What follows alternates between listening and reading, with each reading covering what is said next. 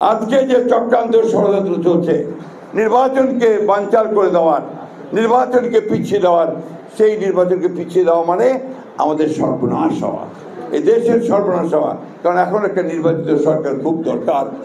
এই সরকারটা এখন তাড়াতাড়ি নির্বাচন করবে।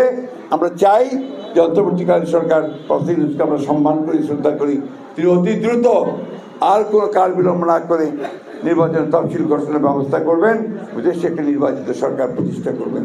এটাই হচ্ছে আমাদের চাওয়া। যে মুক্তিযুদ্ধটা ভুলাই দিবার তা নেই, ৭১ জন হয় নাই, আমরা কিছুই করি নাই, দেশটার জন্য আমরা কোনো অবদানই রাখি নাই, ঠিক না?